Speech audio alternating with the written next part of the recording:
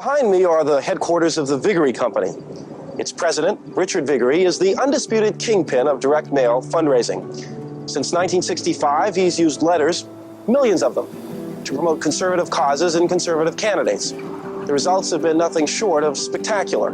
He was really the first person to come along and say, let's use this means of communication to raise funds for political purposes, which is why we call him the funding father of the conservative movement. The funding father, yeah. He is the funding father of modern conservative politics. He was certainly the funding father of the conservative movement. The funding father. The funding father. The funding father. The funding father. The funding father. The funding father. The funding father. Good morning. I'm Richard Viguerie.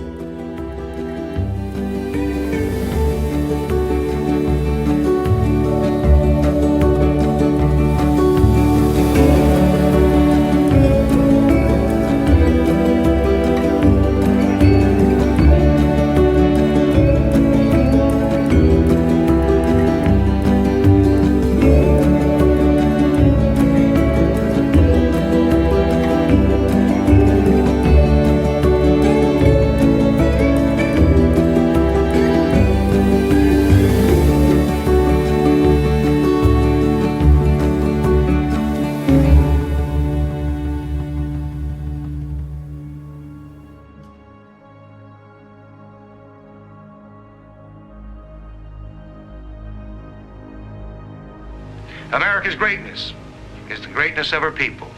And let this generation then make a new mark for that greatness. Let this generation of Americans set a standard of responsibility that will inspire the world.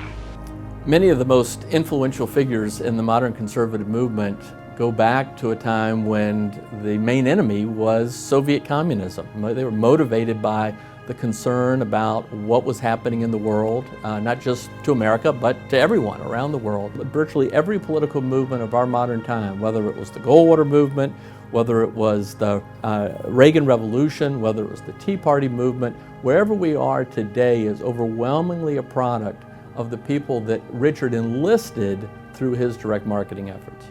Turned out that we had both come to conservatism the same way, and that was through the anti-communist door. Not that we had read Russell Kirk yet, or The Conservative Mind, or even Friedrich Hayek and the Road to Serfdom, but we were concerned about the waging of the Cold War and the fact that we had to win it. It was one of the reasons why we liked Barry Goldwater, because Barry Goldwater said in a book that he wrote around 1962 or 63, why not victory? So his idea right from the very beginning was to win the war, to win it and to make sure that those people living under communism, and there were hundreds of millions at that time, would be free at last. The modern conservative movement started as an intellectual movement in the 1950s and managed to work politically sufficiently well to eventually we nominated Barry Goldwater, our candidate for president. There were very few opportunists who worked in the Goldwater campaign. You had to really be committed to what were the basic themes of modern-day conservatism: limited government, free enterprise, strong national defense, and traditional values. And those were the concepts which put together made the conservative movement. And so we bombarded the Goldwater campaign. We bombarded the senator with pleas, with telegrams, with telephone calls, with public demonstrations even saying, you really must run. We put pressure on him. And when he announced in January of 1964 that he was going to be a candidate, he admitted that it was because of the pressure had applied by young conservatives like Richard Viguerie and myself. I believe my father and probably most of the people involved in that campaign realized that it was an uphill fight. that the country was not ready for 3 presidents inside of 14 months or so. It wasn't going to happen. And my father didn't want to run for president. That was not something he really wanted to do. But basically, it's his own fault that he got nominated or pressured into running, because he went out and he talked all over the country. He campaigned for, as chairman of the Senatorial Campaign Committee, he traveled all over the country speaking for Republicans. And as a result of that, he had a lot of friends. And it was because of that that he was so pressured into running, even though he didn't want to. And I think at the time they didn't think they were going to win. But the cause was more important than the person. And so they all dug in and did the best they could. They didn't win, but they sure set a mark down of what conservatives are about. And along came, a little bit later, was Ronald Reagan, who really tied that knot. And a lot of good conservatives that are in Congress then and in today that are still fighting the good fight. So even though things have changed, what we believe as conservatives has not changed. We need to continue to be warriors in that fight.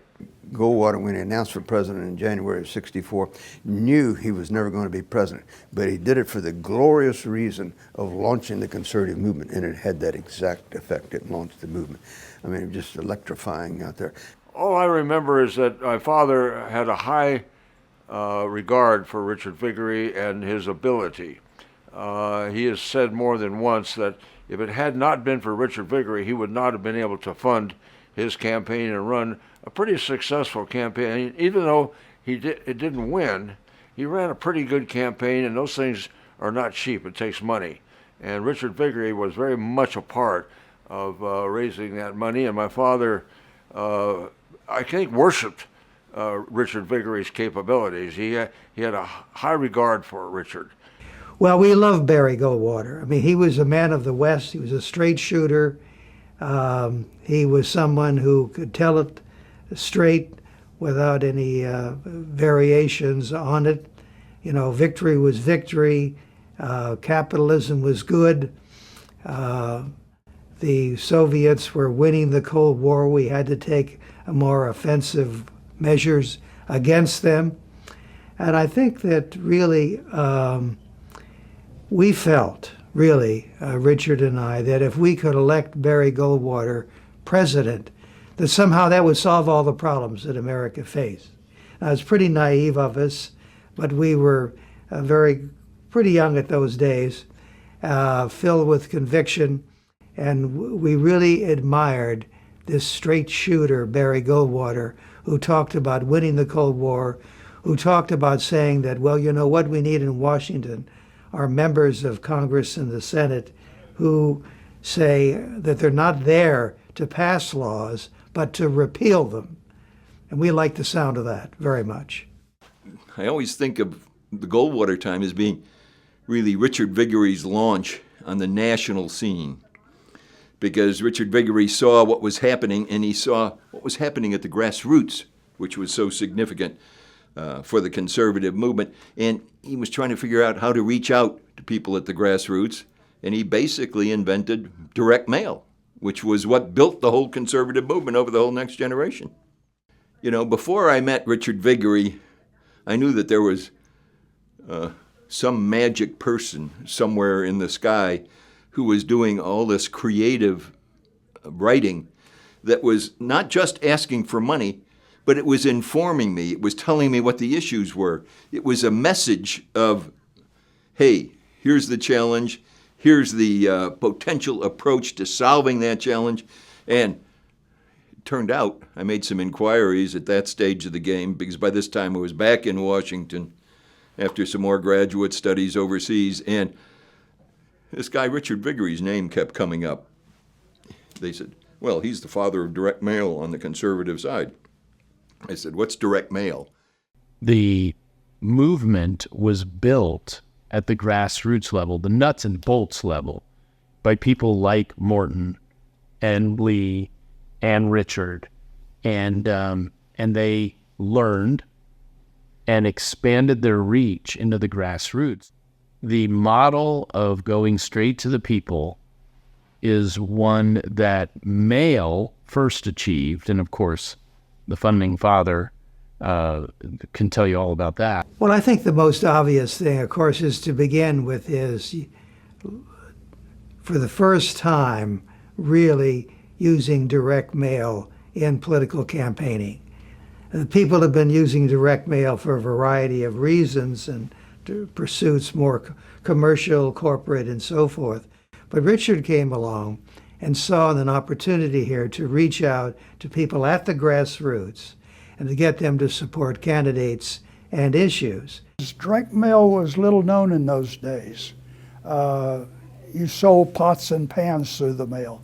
Richard Viguerie started selling a philosophy through the mail. Instead of going out and talking one-on-one with a donor, that he could write a letter to them and write and send it to a list of donors, whether it's Goldwater donors or who, and he would get a bigger response. So that's how he started it. He felt that it was not a good thing to be dependent on a few wealthy people. Rather, if you were going to change society and change the political culture, you needed lots of people involved. And that's the magic of what Richard accomplished. He discovered, after lots of learning and lots of hard work, that you could use this high technology then called direct mail to reach out and talk to individual people. In short, to end run the political parties, to end run the wealthy big cats, and to get a message in front of people and give them a call to action. At the touch of a button, he is able to provoke by mail a blizzard of grassroots protest. There'd be no conservative movement worthy of the name without, postal mail. If the left had ever shut down the postal mail, there'd be no conservative movement. So take Richard Viguerie out of the equation of the modern political conservative movement, and I truly believe there wouldn't be a modern conservative political movement. What Richard did on the right, and what I've tried to do on the left, is to change the nature of how citizens could participate in politics and how they could participate in creating organizations for social change and advocacy. For example, when Richard started, money for these organizations and for politicians was controlled by relatively few wealthy organizations and individuals. Richard is a guy who's one of the pioneers of the conservative movement. There have been three major waves in the post-World War II modern conservative movement. The first is the intellectual right. That was people like, Bill Buckley and others who developed the intellectual foundations, Russell Kirk, others who wrote about conservatism, but there was no real grassroots movement. Then you had the second wave, which was the new right. That was people like Ed Follner at the Heritage Foundation, Paul Weyrich, who founded the Free Congress Foundation, Howard Phillips, who founded the Conservative Caucus, and Richard Viguerie, who was the architect and really the founder of the modern conservative small donor industry. He was the one who helped build a lot of these organizations, helped them identify the small donors who built the movement that we know today. He was somebody who laid the foundation for the direct mail small donor that allowed us to bypass a lot of the gatekeepers, the power brokers, especially the media and Wall Street and other entrenched interests. We were able to go under, over, and around them to find the grassroots folks who wanted us to succeed. So now the $5 donor, the little old lady who could vote before but had no reach into the political space, Richard gave her that. And he gave her a lever she could pull, and she pulled it. And so did millions, tens of millions of other people. And it really changed the face of our politics. It enabled the conservative movement to go from intellectual success to political success. And Richard was central to that achievement, to overcoming that threshold. Because it is the ordinary people who really bring about change eventually in this country. One of the interesting aspects was after the Goldwater defeat, a lot of people were so disappointed that Goldwater didn't win that they dropped out of politics forever. But others of us stayed active. And many of us, including Richard Viguerie and I, wound up in D.C. Goldwater did not lose the 1964 election. It just took 16 years till 1980 to count the votes. We had a saying after 64 was that 27 million people can't all be wrong, because that was the number of people who voted for Goldwater. And so what came out of 64 was really, it was an electoral loss, but it was a movement victory. It was a conservative victory. It was an opportunity to build something. Well, he did something very inventive. He went to the Congress, which had a public record, maintained in those days a public record of every campaign contribution of $50 or more, and he sat there and copied in longhand, because you couldn't just request copies sent over the internet in those days. Copied in longhand, 12,500 names of donors who became the targets for one of his first mailings. This was not only a means of raising funds, but a means of communication. That here was a way that we had of getting out information about a particular issue or a particular candidate or a particular institution.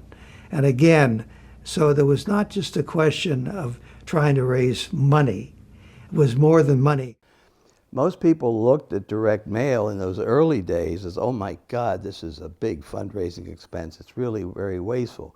What Richard saw that no other fundraisers saw was that direct mail was far more than a fundraising vehicle. It was an advertising vehicle. And if you could get that message out to individuals, you could then also begin to convert some of those individuals to giving money. His second pioneering innovation, which seems so simple today, but it was quite new then, was to capture the names of people who gave money, to put them on computers, which was not an easy or cheap thing to do in those days, and to then have a record of who gave what to whom, and to go back to them over and over again, so that the investment made in attracting people suddenly became truly that, an investment. It wasn't a collection basket for money. And that was the basic infrastructure on which the conservative movement was able to rely. Now, what's missing from Craver, Smith, and Matthews is all the fancy hardware you can find over at Viguerie's place. And it makes a big difference. Viguerie owns all the names, neatly stored away on his magnetic tapes, while Craver and company have to rent someone else's lists. Where it wasn't just the Rockefellers anymore. You know, you didn't have to just kowtow to the liberal, frankly, rich Republicans. Well, in those days, you had the Republican Party was more moderate to liberal, with Scranton and Rockefeller and Romney, basically controlling the party and the money. And so somebody like Goldwater could not get a hold of that big money. So Richard Viguerie was able to reach out to the small donors and able to fund those campaigns. And that was the genius of Goldwater's campaign, was Richard Viguerie raising an awful lot of money for him in 1964. You know, you can't imagine the modern conservative movement without Richard Viguerie. He was there from the beginning. He's been pushing and pushing and pushing for decades to get people to get up and do the work that's necessary for political success and for intellectual success. And if you look at the history of the conservative movement, no one, and I mean that, has played a more central role in turning all of that into an actual movement than Richard Viguerie. Richard was already rumored to have behind his desk in his office a giant faucet that he could turn on, and money would pour into the treasury of any group that he was willing to take on as a client. Direct mail. It's to the new right what Middle East oil is to industry. It's lifeblood. Millions of letters a year, raising millions of dollars. You know, you have to remember that when Richard started, talk radio, which became the all-important pillar of the modern conservative movement, was just in its infancy. I mean, direct mail was very important in getting messages out to people in an individual way. And it wasn't that easy to reach hundreds of thousands of people on AM radio. These were the days before Rush Limbaugh. It's hard to give Richard enough credit for the role he played, especially beginning in the 1960s, 1970s, continuing in the 1980s through to today, to empowering everyday American to have a true voice in the American political system. When you think about it, for a long time, most people felt voiceless, that they couldn't have a real voice beyond just voting or some basic activity. But he gave them a way, he empowered them to have a voice, and it built a movement in the process. Professor Harry Jaffa from Claremont Institute, an intellectual giant, made a very interesting, profound observation that Western civilization survives because of America. Then he said America survives because of the conservative movement. I've added the conservative movement survives because of a few hundred conservative organization leaders, donors, activists, and that's probably a little too generous at several hundred, but it doesn't take very many. You remove very few from the scene that's out there now, and the left has a clear shot to the goal line. I was there back in the 60s and the 70s when there was not a lot of, encouraging hope for the West. Whittaker Chambers said in his famous biography, Witness, that he felt he was leaving the winning side, leaving the Communist Party, and joining the losing side, freedom. And there were days, more than the days, there were long periods of time in the 70s when it appeared he was correct. We all came out of the Goldwater years, but the fact is that we then were trying to build what was sort of on the one hand, an intellectual movement, the National Review side of it, and on the other hand, a political movement centered around a reaction to the liberalism of the day and centered around the Goldwater candidacy. Richard, behind the scenes, was one of the architects in putting all that together. We've had a lot of leaders since then. We've had Ronald Reagan. We've had people that everyone knows about.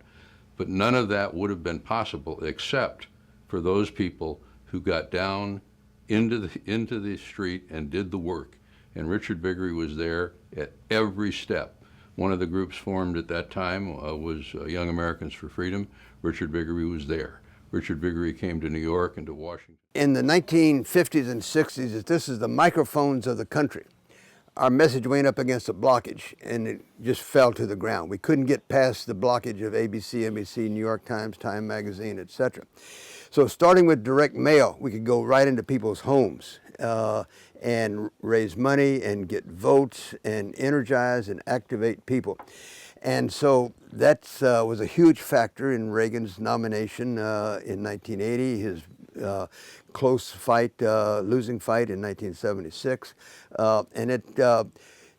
And now we've seen add to direct mail, of course, cable television and the internet, etc. So the new and alternative media changed American politics, and that's really what he's referring to. Any number of people, Democrats at that time and back in the 70s, early 80s, would attribute their loss to me, which was I just helped give voice to the conservatives at the grassroots. We had no ability to communicate with each other. We had no ability to share our views and values and identify the issues and help nationalize them. But through direct mail, we changed American politics, and then it's been added to that other forms of new and alternative media. He did the work that others weren't doing. He put people together, he kept them together, he kept them working together. You didn't have to agree with each other on everything, but he kept you going in the right direction. And that's how you put a movement together. Not just with position papers, not just with books. That's all vital.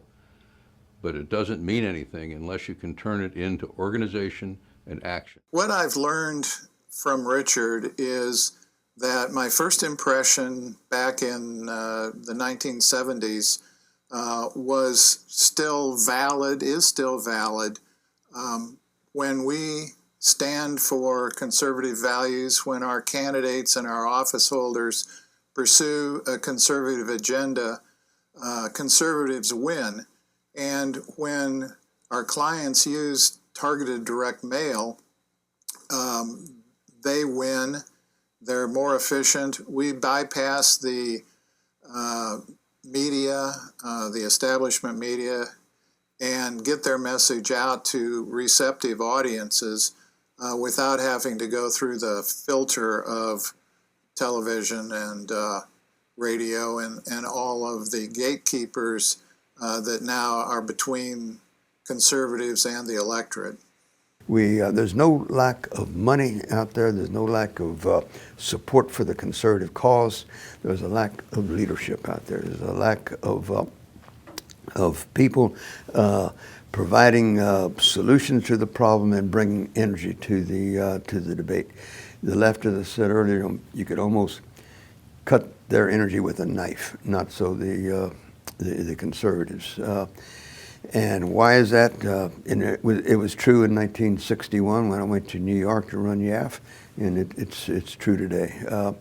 And we've had very few leaders. The left cares about those issues on the other side of the equation, but what they understand is if they can change the political process, the systems, they'll change the outcome. Richard understands that. I mean, he figured out, I know Morton Blackwell has said that he's the funding father of the conservative movement, and that's really true because Richard is the one who figured out how to give the lifeblood, which is funding, to conservative organizations. Richard was the leader. The strategist of that movement was Paul Weyrich, and Richard would give that credit to Paul Weyrich, who passed away several years ago, but he was a strategist. It was Paul Weyrich who came up with the idea of a heritage foundation, of a free Congress foundation, of Americans for Legislative Exchange, for so many organizations strategically. Morton came along a few years later, and I think we can say that, particularly among young Americans, has made a greater impact than almost any other organization, with the possible exception of Young Americans for Freedom. I was there as an historian, as a recorder, not so much as a political leader. So you have to put Richard really at the center. Now, he might be a little bit modest about that, but those of us who were there at the time know full well who should get the credit. What started off as a coalition of people who had particular projects that we were working on together, it really became what could be called a movement where we were friendly with each other.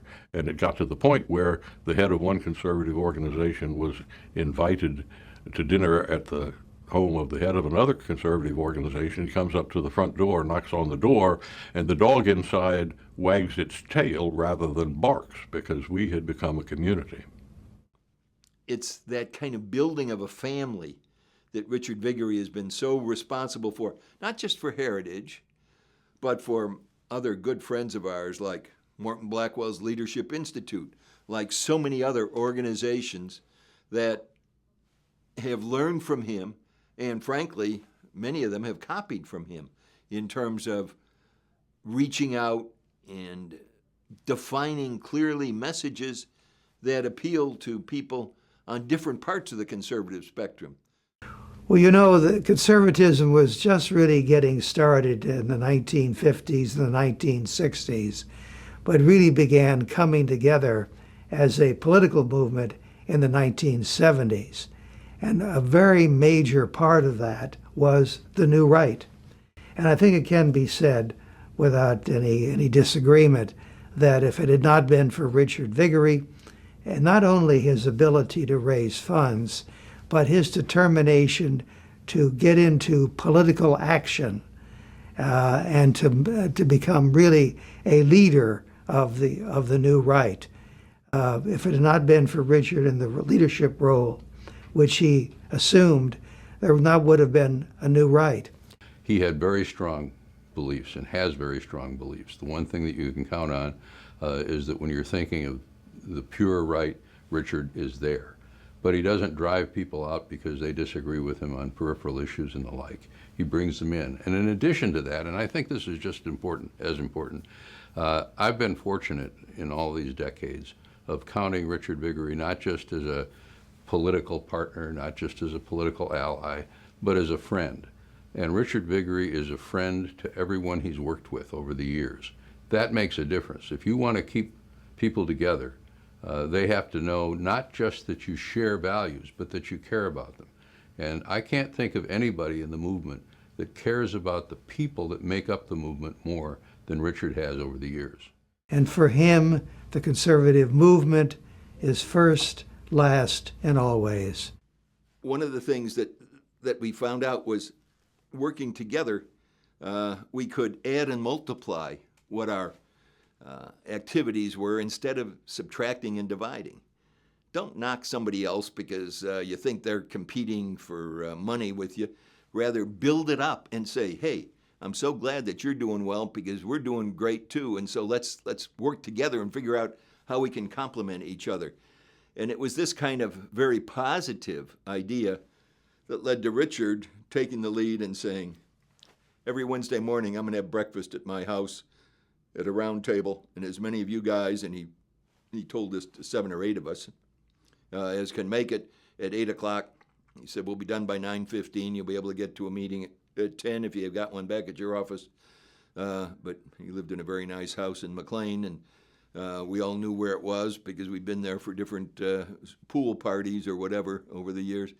And, you know, that was kind of a coming together of some of the people around town who were responsible for different organizations. You know, they said we were the leaders. Well, we weren't necessarily the leaders. I think the people were the leaders, but we were the ones who were given responsibility by our boards to run these organizations. And Richard was the guy who made it happen. Richard was the key mover in that. I don't think there was anybody else who had the clout and prestige that could have called these disparate people together. And we were all bonded together because we all knew that we had all been for Goldwater, which was a good indication that we weren't opportunists, which is always a problem in politics, that we really were committed to principles, and then we were trying to figure out the skills and techniques that were necessary to grow in size and effectiveness. People like Lee Edwards, who was influenced and became an important writer, an historian for the conservative movement, very influential in the role he played in various publications, manuscripts, editorial writing, and together with Richard's role in taking those ideas and empowering people through grassroots activist donors, or Morton Blackwell through the political education and training. It's amazing to consider those 3 figures, the influence that they have done in a rather modest and humble and quiet way when you think about it, but how they truly have impacted not only the lives of hundreds of thousands and millions of people directly through their work, but then the consequential effect on all those people who've then been able to spread the ideas much more effectively. We wouldn't be where we are today without them. You can see Richard Viguerie's fingerprints on almost every organization that exists today, because most of the direct mail organizations either learned from Richard Viguerie by working for him or copied him. That's not a bad thing. That's a good thing. He helped build the whole movement. The idea of opening up politics from the smoke-filled back rooms where most of the money was raised in small little receptions and meetings and in $10,000, $100,000, $1 million size checks and all. In 1960, W. Clement Stone, insurance man, gave the Nixon campaign $1 million, and that's how it was funded. The Nixon-Kennedy campaign in 1960 probably had no more than 50,000 donors. 20 years later, 1980, Reagan had millions of donors, the Republican Party, and so we opened up politics for the average person to be a player, and that's one of the criticisms that the elite now have, that the political parties don't have the power they used to have. We're very close to former Senator Jesse Helms, probably the most effective conservative of the 20th century in the Senate. And they had no handle on Helms. Helms had a political action committee, the National Congressional Club, with 250, 300,000 donors. He didn't need the Republican National Committee's support. He had his own independent base of support out there. And now it's very common for members of the House and the Senate on Democrat and Republican side to have 40, 50, 100,000 donors. And so that makes them independent of the political parties. So I'd say bringing democracy to the political process was, one of the major things I was able to accomplish.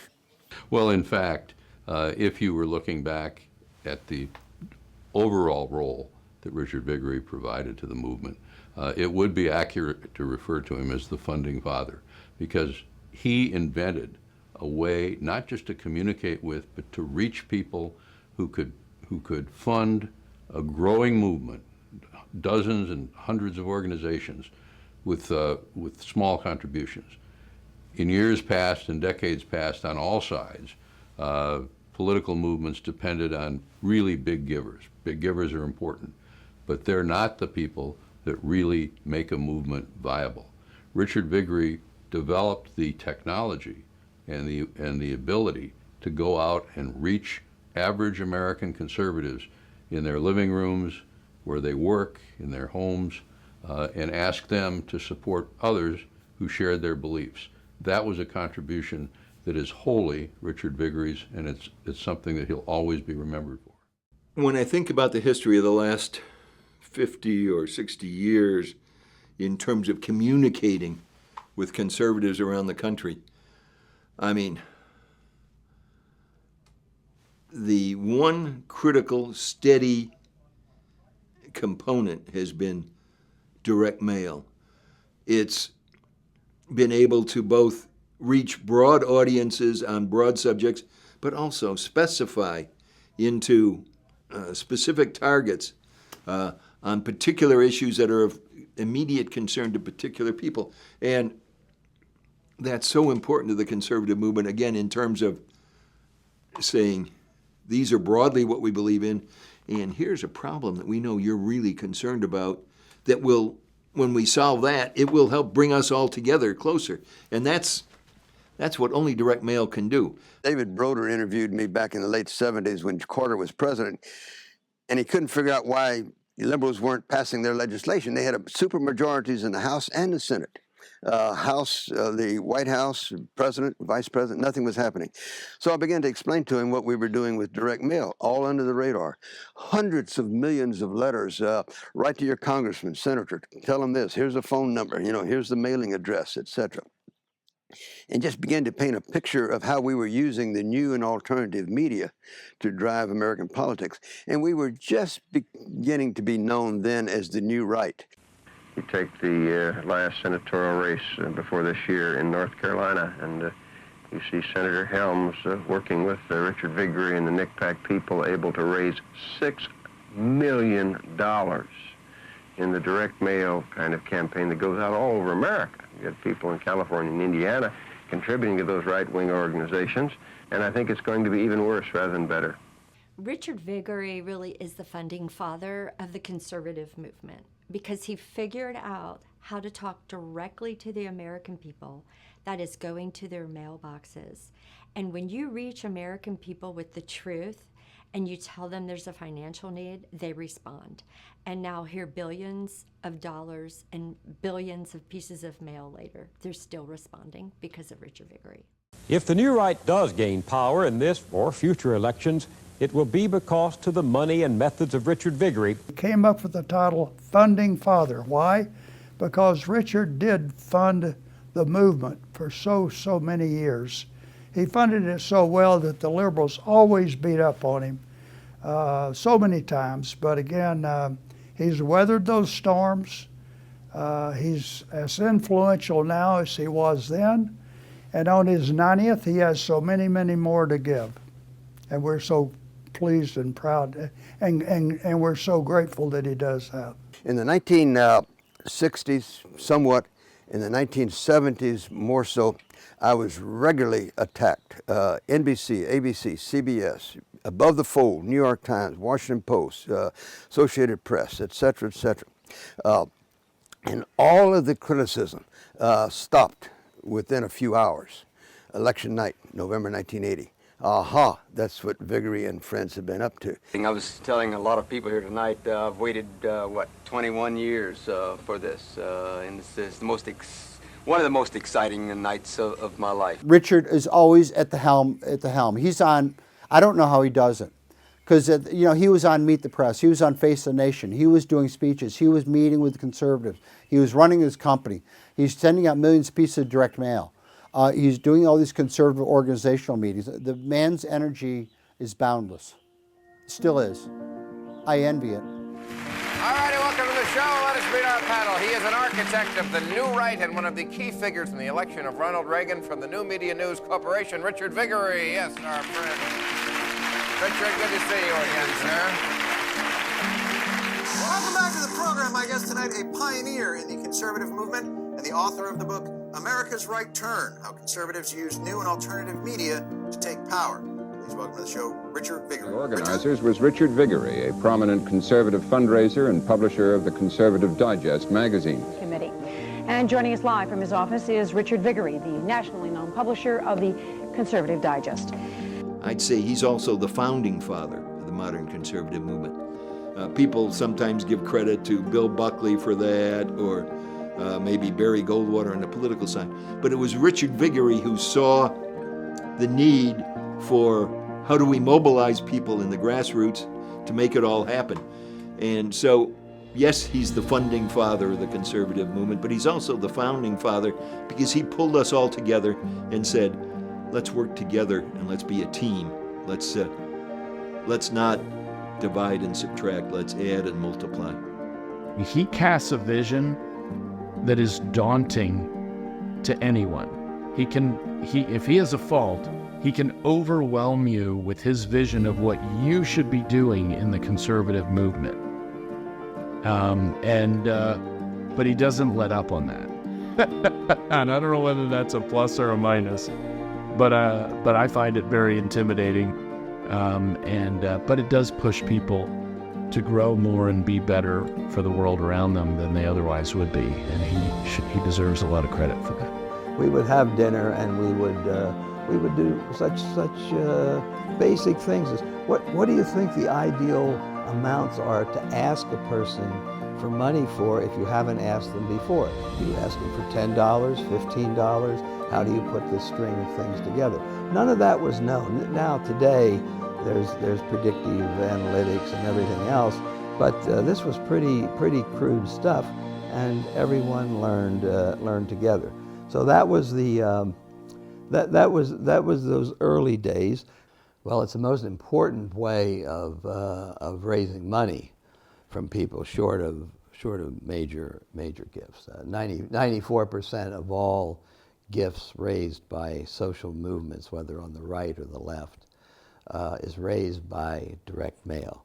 It's still the most effective way to get the attention of someone, even more so today than it was back then, because people now have their email inboxes bombarded with so many emails that they become diluted, and such fewer amounts of direct mail that direct mail gets more attention paid, and that's there's a myth that works only with old people, which is absolutely false. All the research and testing we've done for the Agitator, which is a publication I edit, is that it works equally well among the generations from Gen Z all the way up to the boomers. He casts a vision that is daunting to anyone. If he has a fault, he can overwhelm you with his vision of what you should be doing in the conservative movement. But he doesn't let up on that. And I don't know whether that's a plus or a minus, but I find it very intimidating. But it does push people to grow more and be better for the world around them than they otherwise would be. And he deserves a lot of credit for that. And at first we were really strongly attacked by the old right. Over a period of time, the old right basically disappeared and the new right prevailed. There's some on the very far extremes who I don't consider Republicans, incidentally, who aren't Republicans, say they're independent expenditure committees or some of these things that have attacked our president, gone after him with a vitriol when they don't agree, and who want to make the party small, and those people will never be for me. But Who are the those bulk people? of the conservatives will strongly be for me. The 1984 Republican convention was in Dallas, and George H.W. Bush was vice president, and we opposed him from the very first. When Reagan let the convention know he wanted Bush, we were opposed to him then, and we opposed him the 4 years because he moved the administration strongly away from conservative values. When he went into the office of vice president, he had a Rolodex with thousands of friends. Hundreds of them would say they were George Bush's, one of his top 2 or 3 best friends. And he had such a network, and he brought a high percent of them into the administration. So my friend Howard Phillips and I were interviewed by Dan Rather. I think it was Monday night of the Republican convention.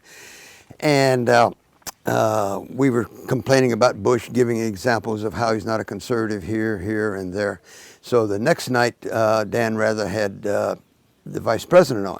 But who are those people by name? Well, there's only a handful, but I listened on the television and heard a Richard Viguerie. Now, he's not a very well-known figure, but he was attacking me.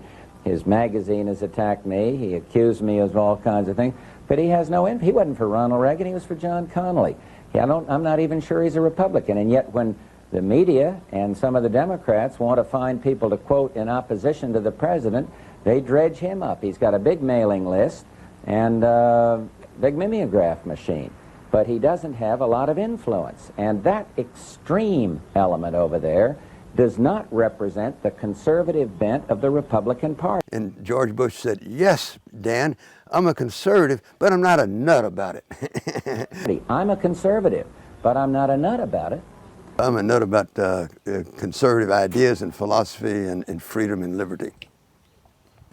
Well, I don't believe the people I've met in almost every state of this union are ready to consign this, the last island of freedom, to the dustbin of history along with the bones of dead civilizations of the past. Call it mysticism if you will, but I believe God had a divine purpose in placing this land between the 2 great oceans, to be found by those who had a special love of freedom and the courage to leave the countries of their birth. You want somebody that's he's a conservative. Do they walk with conservatives? So many of these people, running for president now, I'm a conservative here, here, and there. But I've been to thousands and thousands of meetings. I've never seen you there. Why should I trust you now? Reagan walked with us. Any number of times I'm having a drink with these people here. And oh, hi, Governor. Nice to see you again. He was there. He didn't come in the back door and leave the back. He came into the receptions and walked with us. He sat down at the meetings, and we had any number of meetings. You want to have a meeting with Reagan? Can you be here Tuesday, 10 o'clock? He walked with us. And congratulations as well to Richard Viguerie on receiving the Defender of Freedom Award. He has devoted his entire adult life to building this movement. And that is why we are honored on behalf of the Board of Directors, of the Faith and Freedom Coalition to present Richard Viguerie with our Ronald Reagan Leadership Award. Richard, please come up.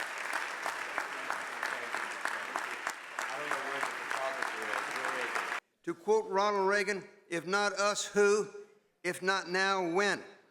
People, we've got a country to save, and it starts with each and every one of you and us. Good night, ladies and gentlemen. See you on the battlefield of the spiritual Civil War, and don't be late.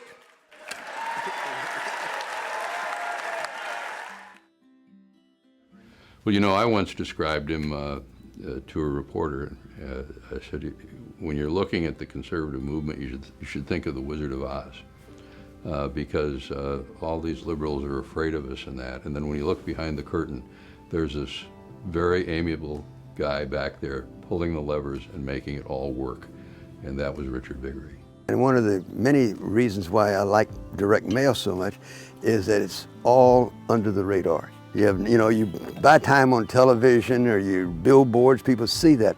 But direct mail, they don't know if you mail 10 letters or 10 million letters. Richard is, long ago, before I ever met him, committed himself clearly to not fighting that kind of change and trying to lock the conservative movement in 1980. He recognized the evolution and that it was going to continually change.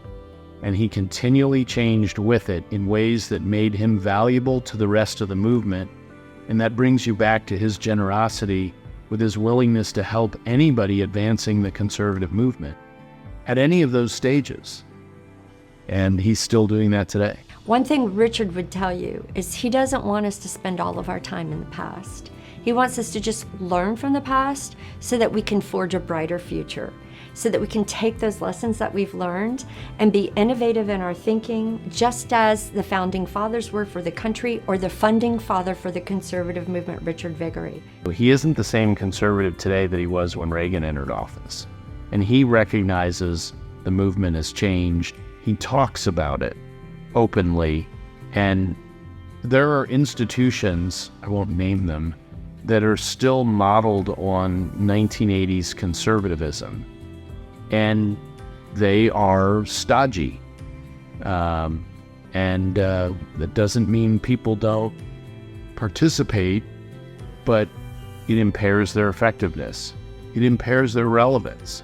And Richard has, unusually enough for someone who is as old as, say, Methuselah, for example, has recognized that evolution as it was happening.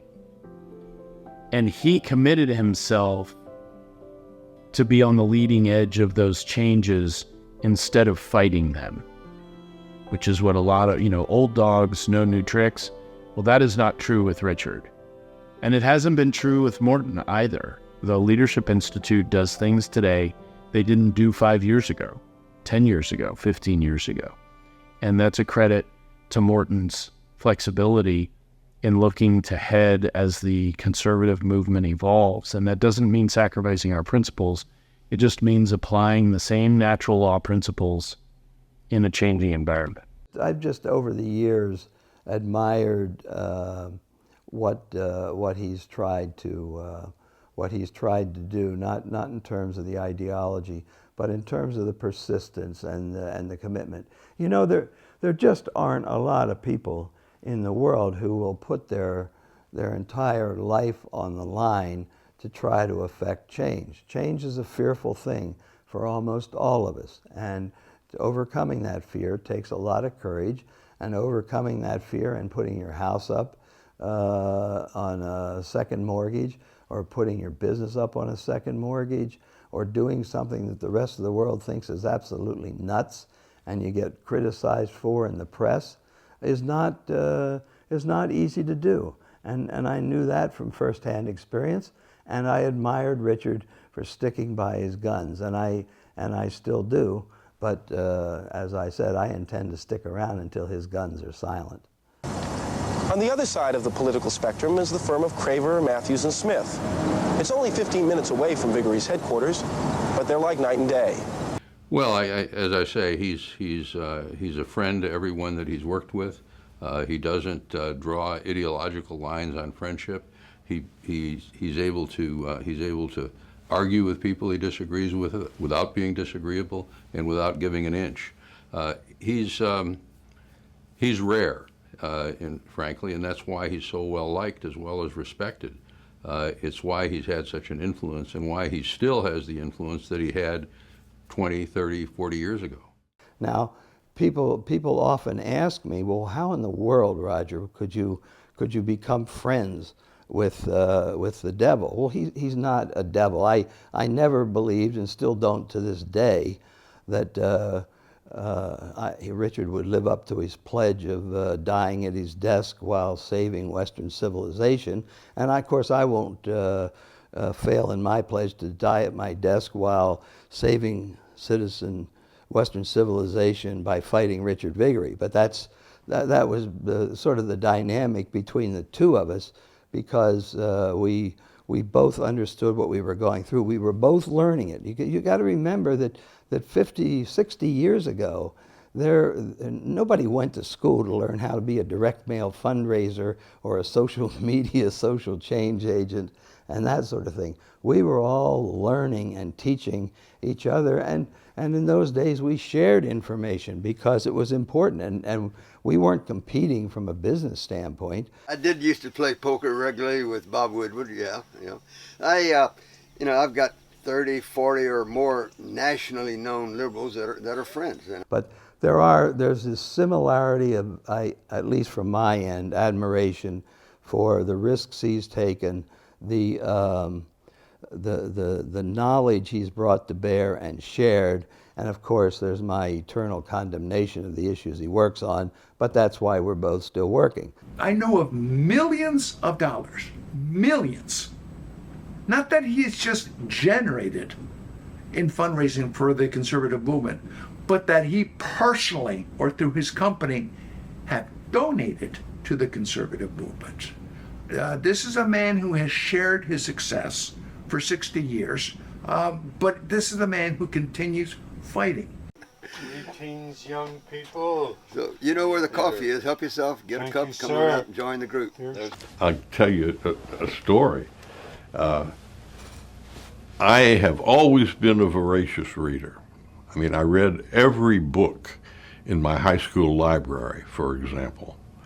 And my mother taught me to read before I got into the first grade. And I got straight A's in English all the way through school. And I went to work for Richard, and he assigned a client to me and asked me to draft a letter, a fundraising letter in behalf of that client. And I wrote the letter, and I thought, gosh, this is a great letter. I handed it to him.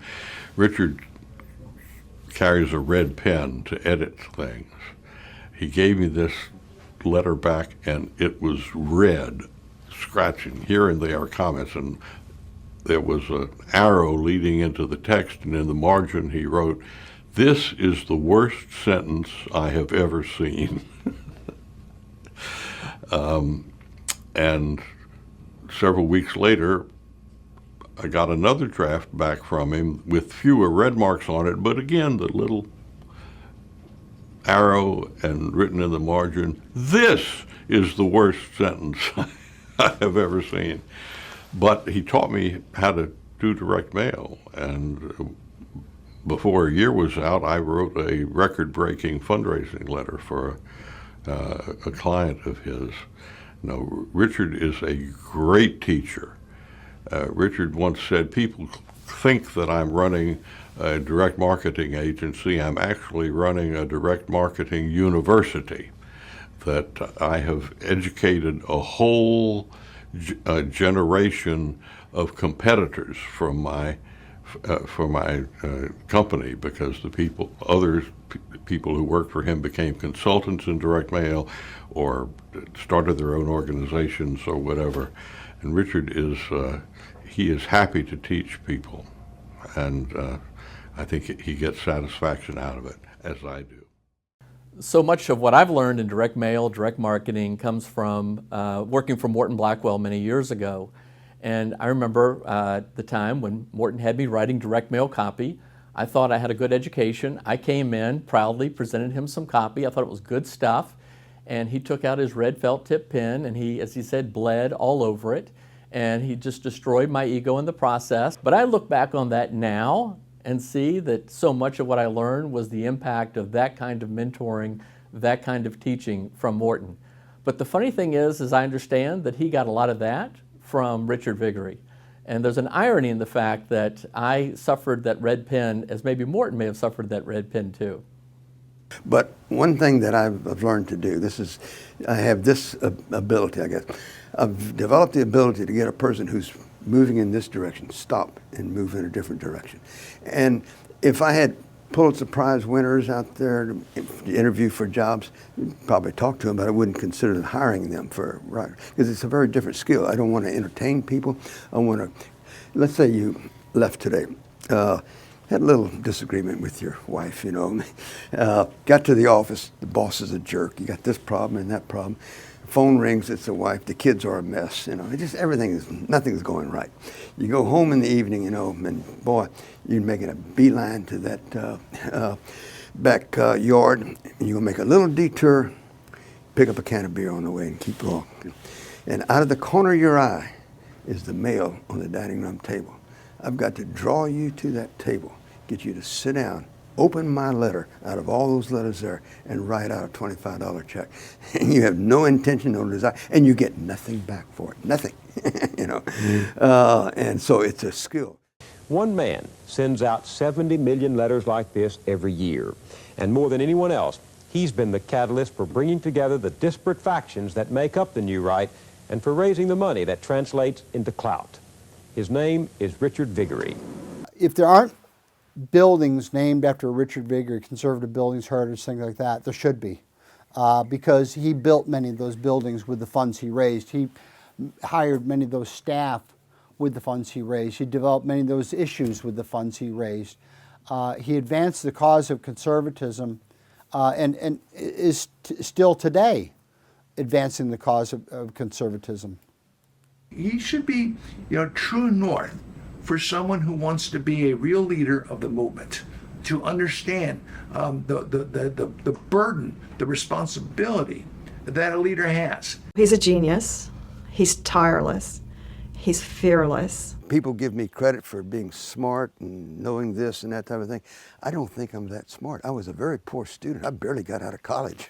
You need somebody who watches the political scene, who can keep you posted on what really interests you and concerns you, and can communicate that back to you. And gosh, Viguerie isn't just a direct mail guy, he's a communicator. And he knows how to hit the hot buttons of specific people, and his team is first in class in doing that, and that's what's so encouraging. And that's, you know, because we have people like Richard Viguerie, but nobody really like him because he has kind of a monopoly on that niche. But like Richard Viguerie there, like some of our political leaders now, that's why I remain a congenital optimist about the future of the American Republic and the American experiment, because there are enough people out there who still know what we're all about and want it to be better than it is now and get back on track. I may not see the political Christ in my time, but my goal is not to be successful. My challenge is to be faithful. In essence, and that is that the recruitment and the energizing of young people in the movement is everything. I look back to the Reagan and Goldwater years. We were all a bunch of kids back then, and when you really look at it, it's kids that make the difference. Kids in the sense of people in their 20s and that. Look back at the American Revolution. We see photographs of Thomas Jefferson and John Adams and the like as middle-aged or older men. They pulled off the revolution when they were kids. And the modern American conservative movement was put together by kids. So the future, not just of the country, but of the movement, depends on recruiting more people, younger people, into the movement and getting them energized. And if anybody can energize anybody, it's Richard Viguerie. I think if young conservatives want to know about somebody who is dedicated to the movement, who wakes up every day trying to figure out how he's going to preserve and protect and extend Western civilization, if they want to go someplace and learn about communications and not just fundraising, that Richard Viguerie is the place to go. So many young conservatives over the years have gone to Viguerie University, and I love the idea, and learned about the movement. And not only learned about direct mail, but learned about the movement, how to put those two things together and to make a difference. If young conservatives want to make a difference in politics and policy making today, they can learn lessons which cannot be duplicated by anybody else, by looking at and basing their actions upon what Richard Viguerie has laid down as a pattern of both fundraising and also policy making. The left outraises the conservatives 700% from their nonprofits. They have 20,000 single-issue nonprofits. Conservatives have about 1,500. The left raises 700% more money than the conservatives do from 700% more unique donors. They have over 20 million unique donors. Conservatives, maybe 3.5 million. One liberal organization in the last election cycle, 2022, had 14 million unique individual donors. 14 million. Conservatives all together. I expect that Richard is going to be working for many years yet, and he's going to be prodding others to pick up the work that he's left undone and that he's outlined for them, because that's what Richard does. Richard can suffer a defeat, can enjoy a success, but when he gets up in the morning, he's not thinking about what happened yesterday or last year or last month. He's thinking about what he can do that day after breakfast to make certain that the principles that he stands for advance. And he does that every day and has done it every day of his life. Next for Richard and for our company, American Target Advertising, is simply expanding our work to grow the conservative movement. So we're focused on working with more organizations, helping building more organizations from who are even startups, and really trying to, we're in a culture war, and it's not looking all that great for our side at the moment. And we really, to turn this around, have to massively invest in growth for the movement and the organizations that are leading the movement. So for our company, that means expanding our client base, expanding our employees, expanding the number of issues we're working on, and expanding even more heavily into integrating postal mail and online fundraising and mobilization. What people maybe don't know about Richard is that he is so respected not just in the conservative movement, but in the commercial marketing arena as well. When he speaks to marketing groups that are not political groups, they're not conservative groups, he is so respected. He gets standing ovations every time. And it's because of his commitment not just to fundraising, but in fact to marketing, to the foundational principles of marketing, how we use commercial marketing techniques and principles and apply them to marketing for nonprofits. And Richard's truly a lifelong learner, and it's set the foundation for our entire company. We have a company of people who read marketing books and study marketing principles and talk internally about how do you apply those to what we do in direct mail, and how do you apply those online to emails and to digital advertising. And that's really because of Richard. And it's something that's unique about him, and it's something that's very unique about our agency. The battle is on, and I'm more excited about being involved in the battle now than I've ever been. I'm as convinced as we are sitting here that I've got a bigger front than a back. So whatever I've accomplished in the past is going to be dwarfed by what I do in the future and what I'm able to achieve. And my role model is Moses, Deuteronomy 34, verse 7. And Moses lived to be 120, and his eye was not dim, nor his vital forces abated. And so I have many liberal friends, and I've got 30, 40 liberal at the national level who are friends of mine. I enjoy their company, and I hope they enjoy my company. But I tell them all, because Moses lived to be 120 and lived his life in 3 40-year compartments. 40 years in the house of the Pharaoh, 40 years in the wilderness with his family, his father-in-law Jethro. Then 40 years he began to lead the Israelites.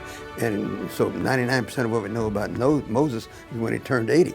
So I tell my liberal friends, look out, Viguerie is just getting started. He's certainly the reason I wake up. And it didn't happen today, but I promise you, tomorrow, before the sun sets, I will save Western civilization.